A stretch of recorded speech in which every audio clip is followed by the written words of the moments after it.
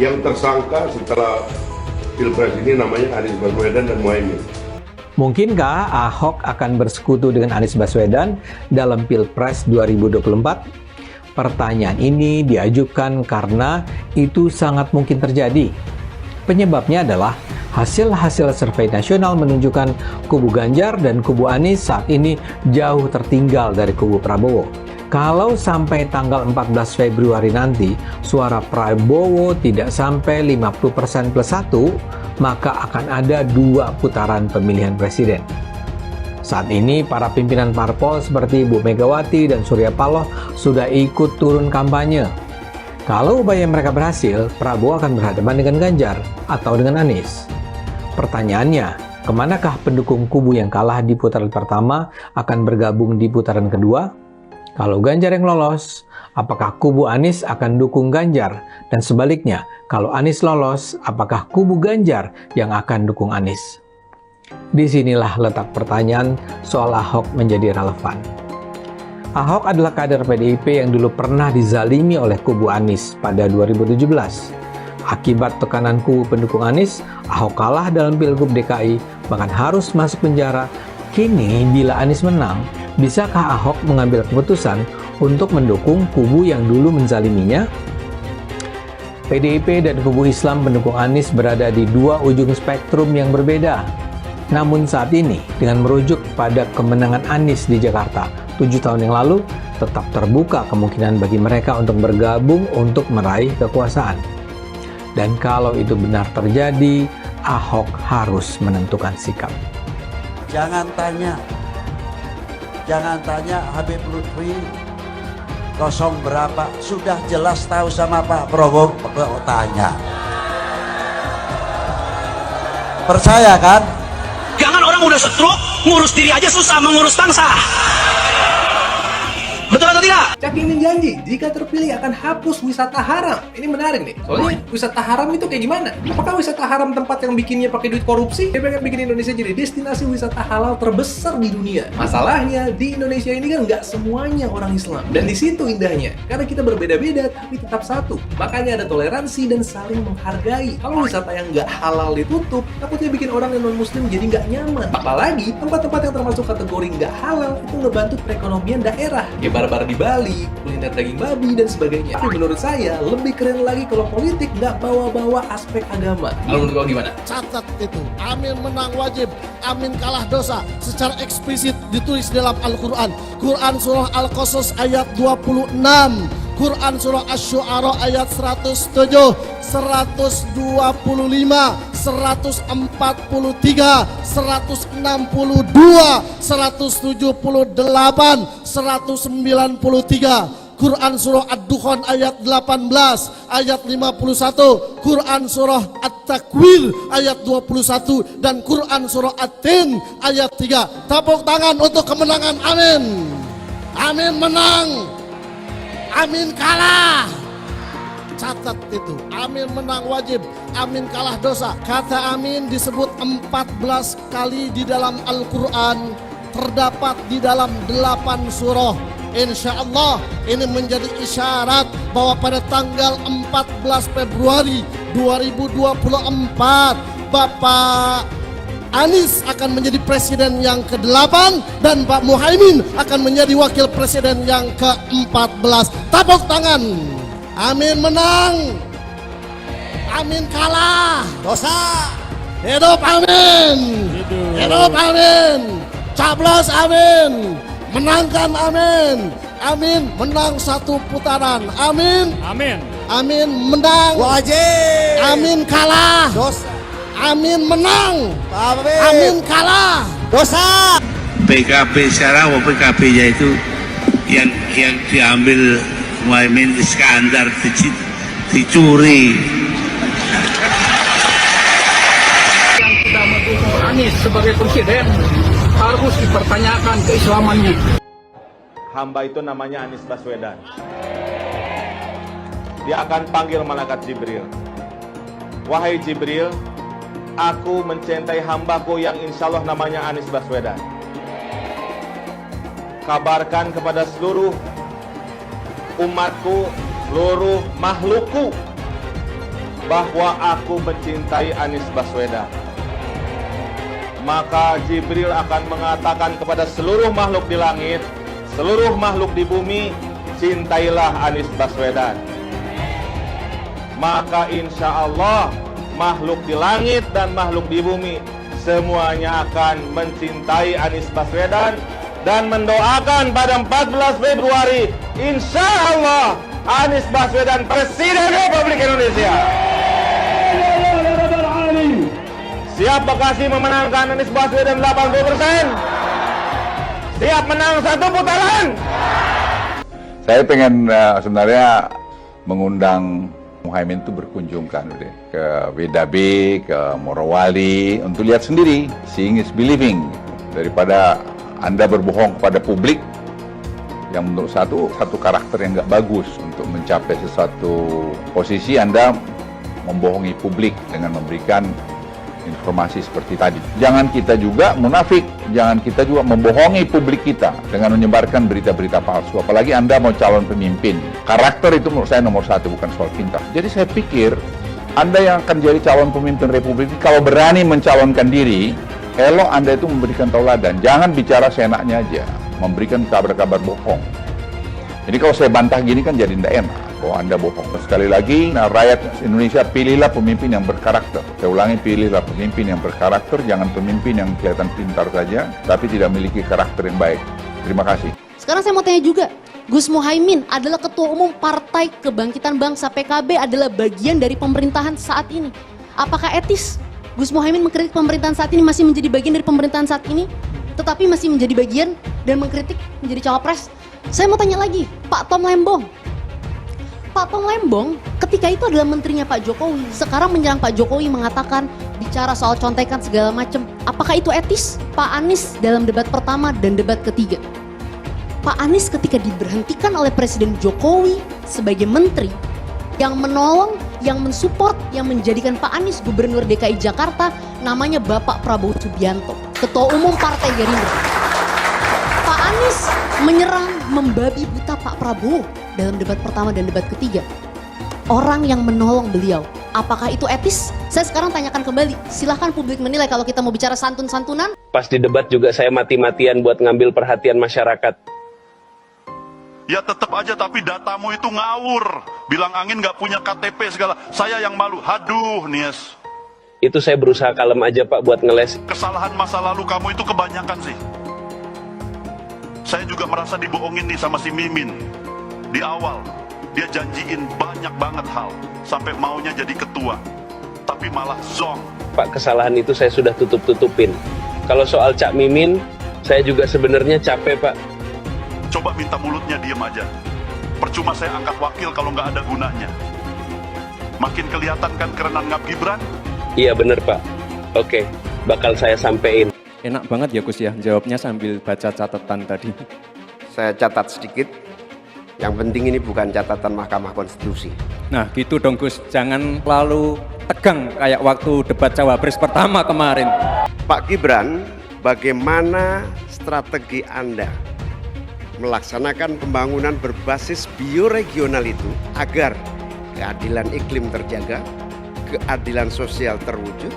Gus Muhaimin ini lucu ya, menanyakan masalah lingkungan hidup tapi itu kok pakai botol-botol plastik itu.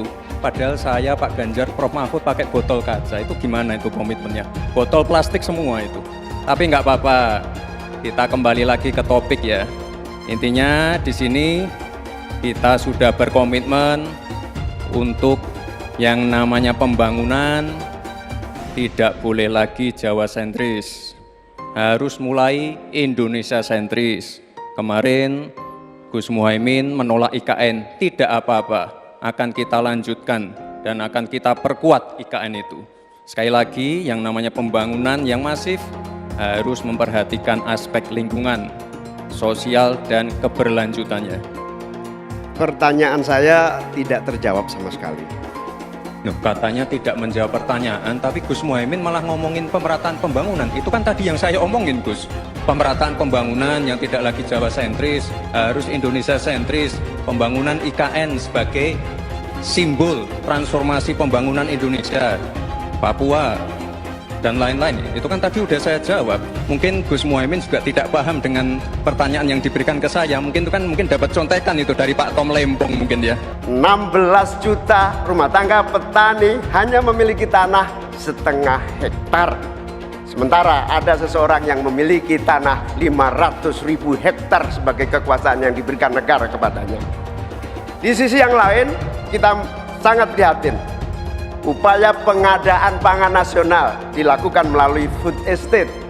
Food estate terbukti mengabaikan petani kita, meninggalkan masyarakat adat kita, menghasilkan konflik agraria, dan bahkan merusak lingkungan kita. Ini harus dihentikan. Nomor 1 dan nomor 3 ini kan kompak. Food estate gagal. Saya tegaskan sekali lagi, Pak. Memang ada yang gagal, tapi ada yang berhasil juga, yang sudah panen. Misalnya di Gunung Mas, Kalteng, itu sudah panen jagung, singkong. Itu Pak, cek saja nanti ininya, cek saja datanya. Intinya adalah warga jangan diberikan narasi-narasi yang menakutkan. Kita harus optimis, Pak. Bapak-bapak ini adalah calon-calon pemimpin, harus optimis. Jangan memberikan narasi-narasi yang menakutkan kepada warga dan masyarakat. Kalau kita mendengar statement-statement dan pidato Pak Prabowo, ini kan pasca debat memang selalu mengarah kepada Anies Baswedan. Ada calon yang ngomong ngasih skor 11 dari 100. Emang gue pikirin. Itu yang pertama. Baru kemudian soal ucapan kebaikan yang kemudian dibalas dengan air tuba, kemudian dianggap malin kundan dan seterusnya. Bagi saya, Pak Prabowo hanya ingin menegaskan bahwa Anies bisa jadi gubernur tak lepas dan tak bukan hanya karena jasanya Pak Prabowo. Prabowo Subianto itu ingin mengatakan bahwa Anies itu adalah orang yang tak tahu terima kasih kepada Prabowo. Itulah yang disebut dengan air susu dibalas air tuba. Harus dipertegas itu buat Pak Anies. Buat saya, Anies Baswedan ini benar-benar keterlaluan. Dia berulang kali menyampaikan kebohongan. Jadi bukan fakta keliru, tapi bohong. Dan semua dia tujukan untuk menjatuhkan Prabowo. Dia misalnya menuduh bahwa anggaran 700 triliun rupiah Kementerian Pertahanan digunakan untuk beli alutsista bekas. Pada saat separuh tentara kita tidak memiliki rumah dinas. Ini bohong banget. Pertama-tama, anggaran yang dimaksud Anies itu anggaran tahun berapa? Alokasi anggaran Kemenhan tahun lalu misalnya hanyalah sekitar 134 triliun rupiah. Jadi jauh banget dari angka 700 triliun rupiah yang disebut Anies. Ya, sengaja dengan mengutip, saya hanya mengulang kata-kata Pak Jokowi di masa lalu. Pak Jokowi dulu nggak tahu persis hartanya Pak Prabowo. Tapi hari ini, negara tahu persis hartanya Pak Prabowo karena dia pejabat negara. Ada laporan kekayaannya dan itu bisa diperiksa. Dan Mas Anies dengan sengaja menginsinuasi Pak Prabowo demi menghasut prajurit. Prajurit, itu Menteri Pertahanan Anda sekarang punya tanah sekian hektar, sementara Anda nggak punya rumah. Itu yang disebut oleh Pak Prabowo ingin menghasut. Kalaupun ada keluarga Pak Prabowo yang punya penguasaan lahan yang luas, tapi itu kan HGU, hak guna usaha di Kalimantan misalnya. Itu kan untuk jadi perkebunan mungkin. Ada yang jadi pertambangan mungkin. Emang kebun bisa dijadikan perumahan prajurit kan nggak bisa. Jadi terang-terang ini buat menghasut. Kita semua menyaksikan Pak Anies dalam 2 debat sangat agresif melakukan serangan ke Pak Prabowo dengan berbagai cara mulai dari kebohongan sampai fitnah. Pokoknya Pak Anies itu totalitas banget untuk menjatuhkan nama Pak Prabowo di depan seluruh masyarakat Indonesia. Dalam debat itu ada banyak kebohongan dan fitnah dari apa yang disampaikan oleh Pak Anies. Kita semua udah tahu itu. Tapi yang buat saya heran adalah mengapa Pak Anies bisa ya terpikir untuk menggunakan cara-cara kotor kayak gitu. Kalau Pak Anies dari awal sudah tahu bahwa Pak Prabowo seburuk yang selalu Pak Anies gambarkan, kenapa juga Pak Anies minta tolong dan dukungan ke orang yang hari ini Pak Anies selalu jatuhkan? Saya jadi berpikir, mungkin buat seorang Anies Baswedan, baik dan buruk itu hanya soal kepentingan aja. Kalau Pak Prabowo Menteri Pertahanan rate-nya 11 dari 100, itu kalau berarti kan antara dari 1,1/10 ya. Kecil sekali loh itu Pak. Kira-kira nih, berapa rate seorang menteri yang dipecat? Yang disampaikan oleh Mas Anies itu kebohongan, itu fitnah, sumbernya tidak jelas, bohong dan sebagainya. Saya lanjut ke Pak Anies dan ini paling banyak bohongnya, ya, paling banyak bohongnya. Ini Bengis sekali ini pernyataan. Bengis dan jahat. Hanya untuk tujuan menjatuhkan Pak Prabowo, kemudian menggunakan data palsu dan bohong. Dan publik itu sudah mendengarkan pernyataan bohong itu. Dan sebagian publik itu sudah mengkonsumsi pernyataan bohong itu. Dan itu berbahaya. Itu pernyataan bohong yang luar biasa. Saya lupa bilang, walau terlambat, mau mengucapkan terima kasih kepada Pak Prabowo Subianto, di mana Pak Prabowo pernah menggadaikan tanah pribadinya untuk mengusung dan membantu Pak Anies jadi gubernur. Sekali lagi terima kasih Pak Prabowo ya, karena bantuan Bapak dan sumbangsi serta secara pribadi Bapak menggadaikan tanah ya untuk membantu Pak Anies jadi gubernur. Jadi sekali lagi terima kasih. Walau terlambat, nggak apa-apa, ucapkan terima kasih. Bisa dicek Pak Jokowi sendiri. Saya sudah menyampaikan Bapak Presiden, saya sebelum jadi menteri, saya berusaha, saya menguasai lahan hak guna usaha. Ya. Hak guna usaha. Kemarin juga salah-salah melulu itu. Bukan 343.000 hektar, bukan. Mendekati 500.000 hektar.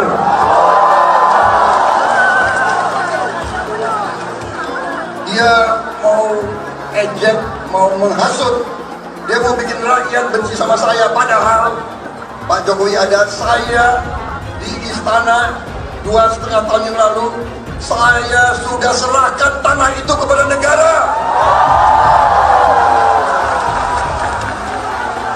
Saya sampaikan ke Bapak Presiden, kalau lahan ini dibutuhkan untuk lumbung pangan bangsa Indonesia, pakai lahan HGU saya, gunakan, saya siap.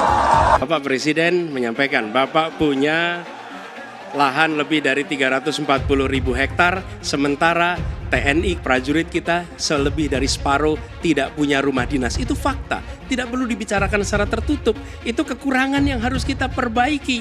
Dan ketika tadi Bapak mengatakan Bapak akan meningkatkan kesejahteraan, Pak, Bapak ini sudah Menhan selama 4 tahun, hampir 5 tahun, bukan calon Menhan. Jadi harusnya menunjukkan inilah yang sudah saya kerjakan, bukan mengatakan apa yang akan dilakukan.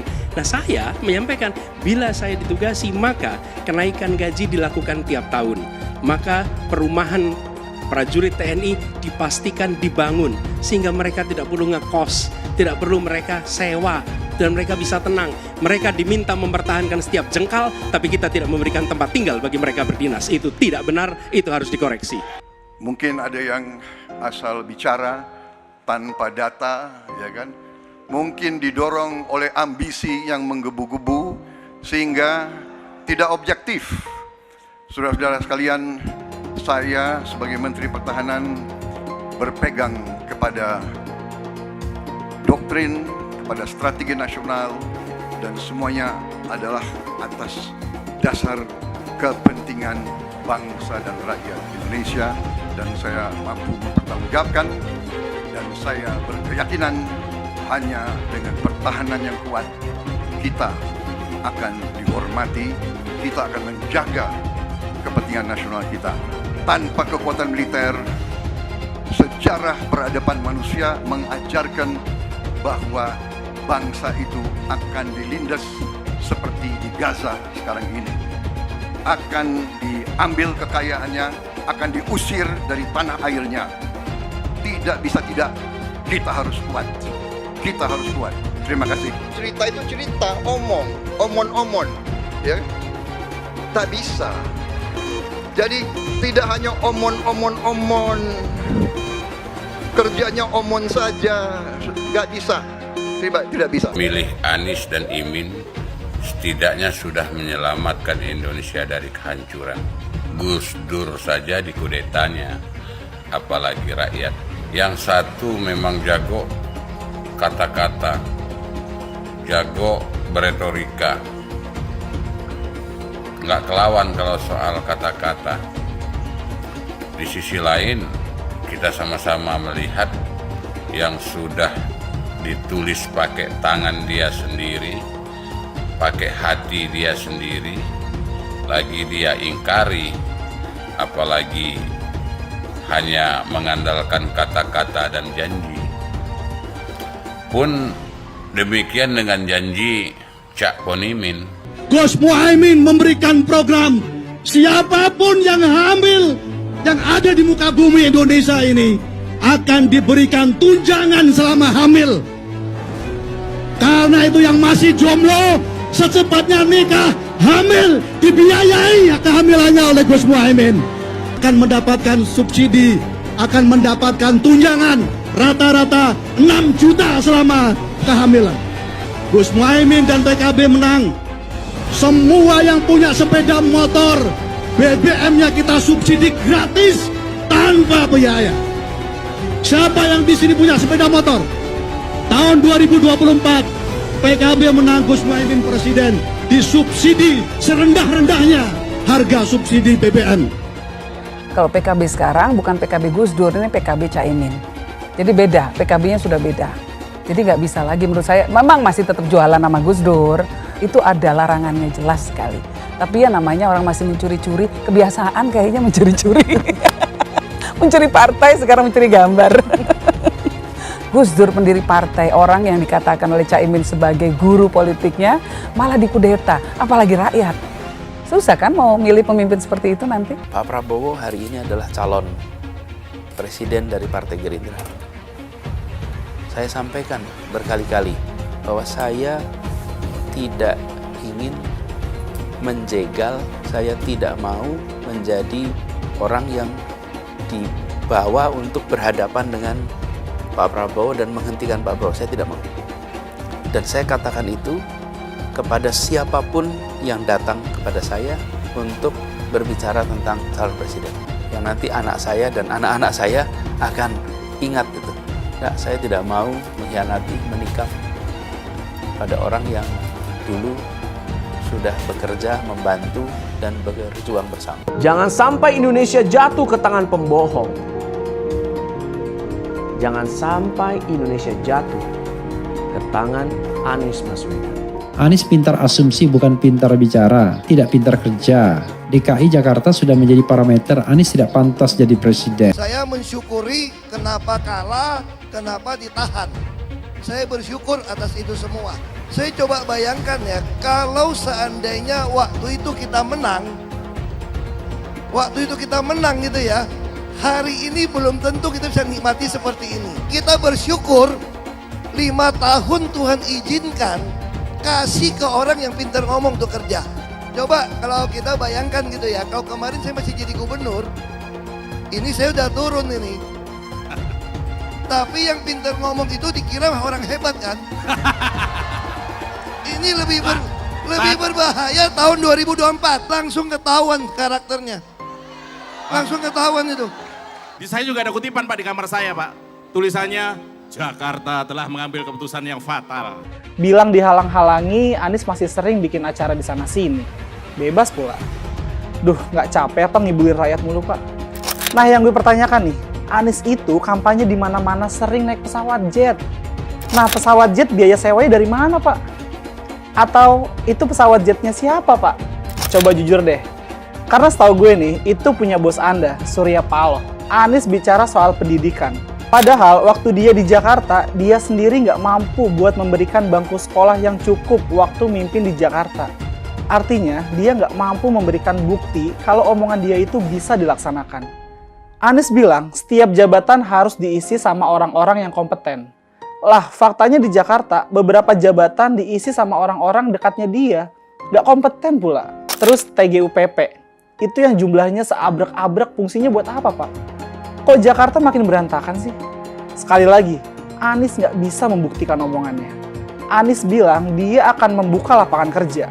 Yang dulu janjinya 200.000 lapangan kerja, ternyata cuma omong kosong, alias cuma janji palsu. Soal pembangunan yang berkelanjutan. Dia bilang di Jakarta dia udah meneruskan yang udah baik. Lu jangan percaya ya, itu ngibul. Faktanya nggak seperti itu loh. Belum lagi nih, program penanggulangan banjir. Jadi di daerah Jakarta itu ada daerah yang sebelumnya udah bebas banjir. Pas Anies mimpin, kok bisa-bisanya daerah itu banjir lagi? Gimana nggak banjir kalau kalinya udah nggak pernah dikeruk sama dibersihin, Pak?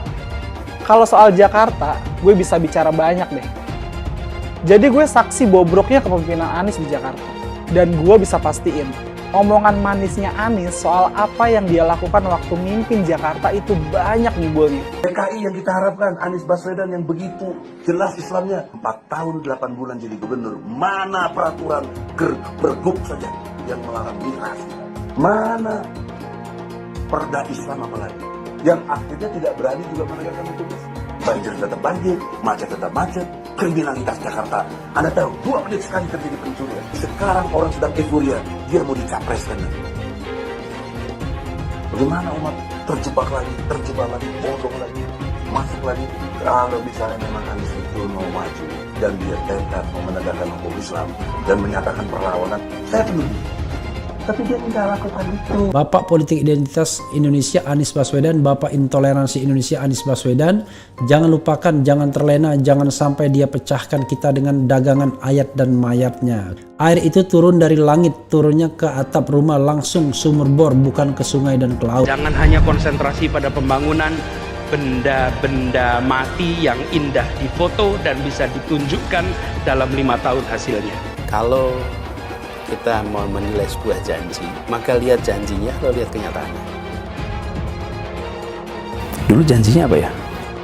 Dan ini aneh, betul-betul aneh. Ini bukan kampanye, tapi saya sampaikan sini. Di satu sisi menyiapkan jalur-jalur air untuk dikirim ke laut, di sisi lain di lautnya dipasang dengan pulau reklamasi. Tinggal tunggu waktu jadi rob, air balik. Dan ini melawan sunatullah. Kenapa? Air itu turun dari langit ke bumi, bukan ke laut. Harusnya dimasukkan ke dalam bumi, masukkan tanah. Di seluruh dunia air jatuh itu dimasukkan ke tanah. Bukan dialirkan pakai gorong-gorong raksasa ke laut. Jakarta telah mengambil keputusan yang fatal. Bukan banjir, itu memang parkir air. Bukan banjir, itu memang parkir air. Masyarakat berkeliling dengan membawa toa untuk memberitahu semuanya, termasuk sirine. KIBON 82 miliar. Apa alat transportasi yang dimiliki oleh hampir setiap orang? Alat transportasi yang dimiliki semua orang adalah kaki. Kalau seandainya orang Jakarta percaya Pak Anies jadi gubernur pun, saya berani jamin kok dia akan lakukan normalisasi yang sama seperti saya lakukan kok. Gak usah bohong lah. Jadi ketika air sampai di muara, maka siap untuk dipompa ke laut. Pancasila Soekarno, ketuhanan ada di pantai. Anak Tuhan dari mana? Kalau Yesus anak Tuhan, bidangnya siapa? Besok di seluruh wilayah Indonesia kami katakan damai. Iblis hanya menggoda orang yang beriman. Makanya jarang-jarang orang kafir kerasukan setan. Yang kerasukan setan itu orang baik-baik. Jarang, saya belum pernah nengok Cina kerasukan setan. Pernah tak Ahok itu kerasukan setan? Enggak, setannya juga. Karena sesama setan dilarang saling menggoda. Karena di salib itu ada jin kafir. Haleluya. Kepalanya ke kiri apa ke kanan?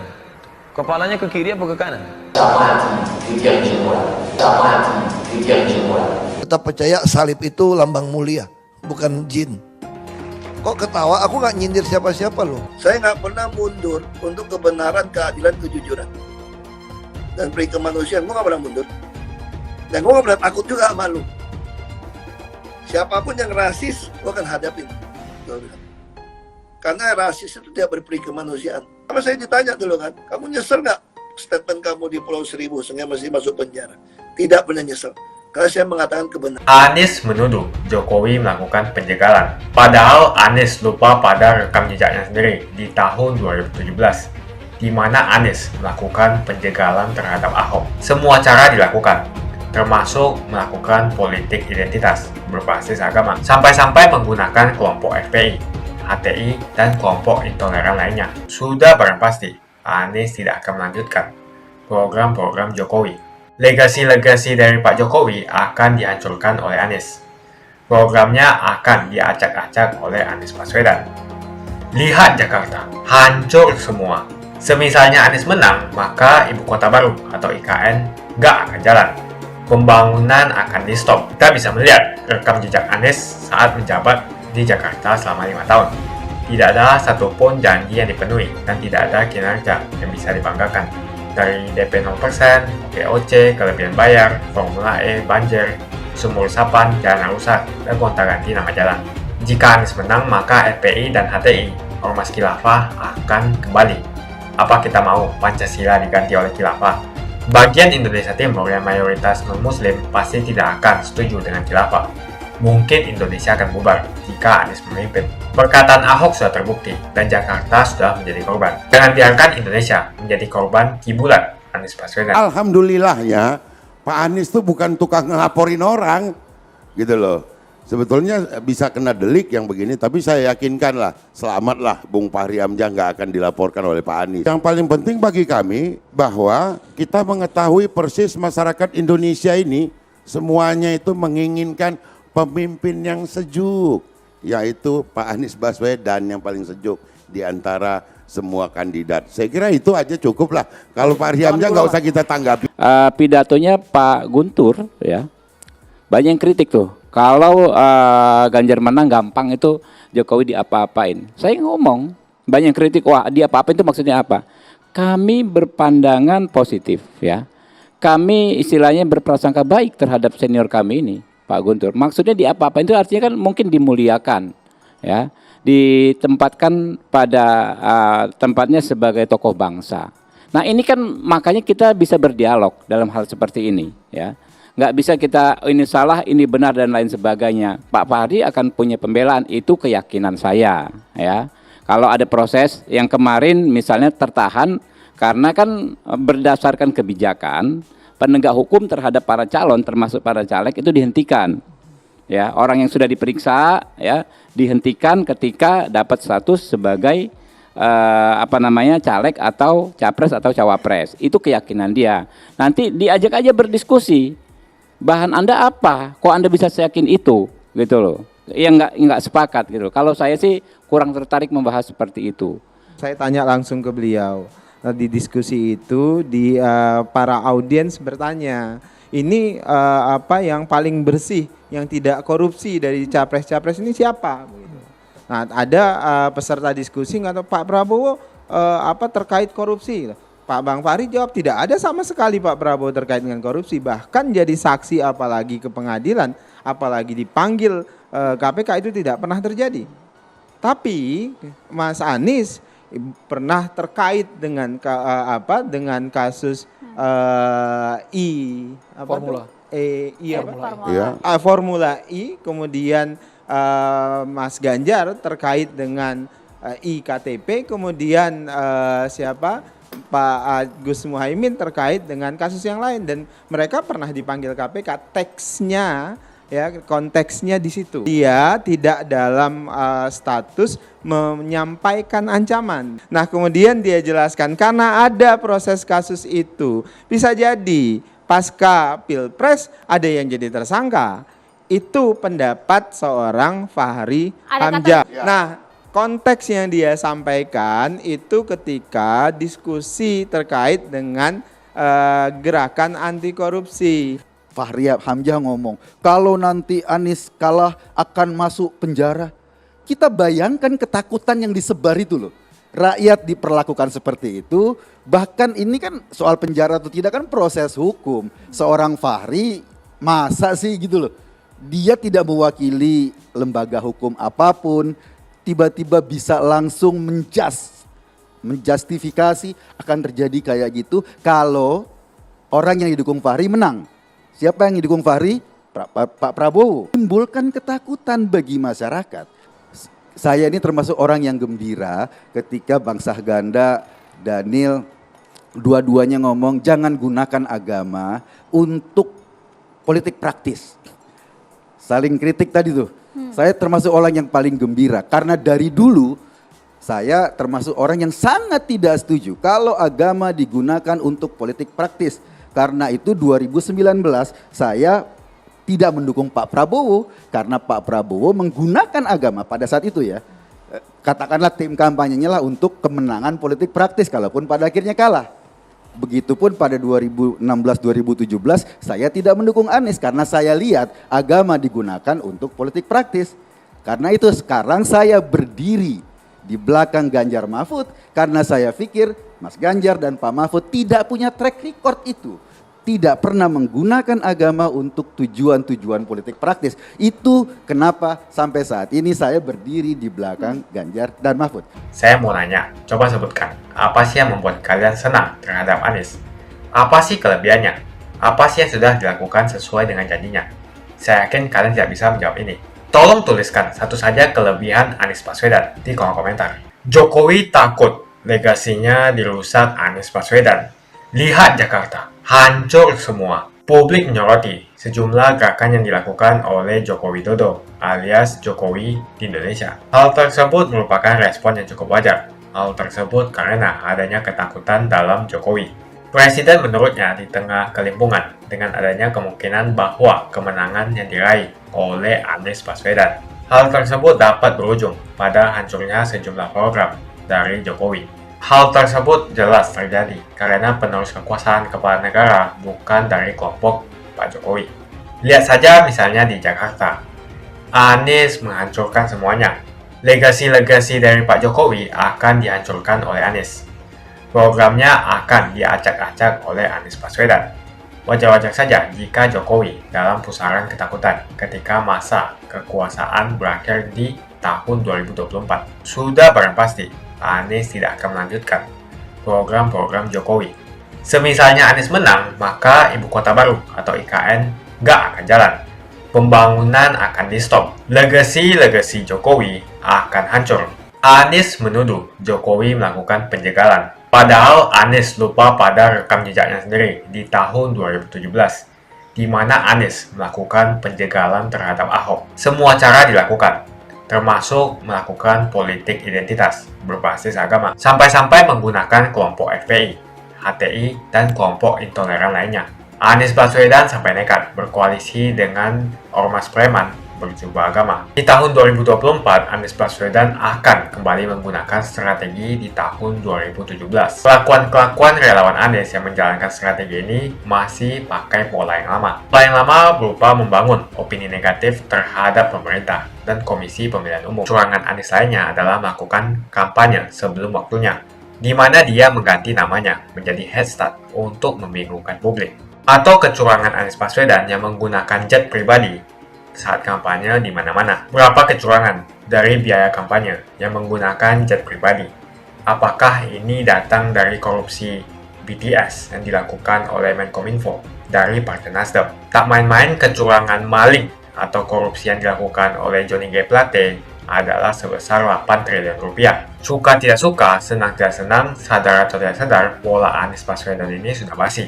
Nampaknya para relawan Anies sudah tak punya cara atau metode lain dalam berkampanye sehingga memainkan strategi playing victim. Memang basi sih strategi ini, tapi sangat terbukti ampuh, apalagi jika ditambahkan dengan jualan isu agama. Tampaknya sih sulit menjual isu agama karena ketiga bakal calon mempunyai agama yang sama. Ataukah mereka akan bikin heboh lagi dengan menyebarkan hoax bahwa Ganjar akan diisukan sebagai seorang yang beragama kafir? Atau mungkin mereka akan membuat hoax bahwa Ganjar adalah anak PKI, ataukah Ganjar Pranowo adalah keturunan non-muslim?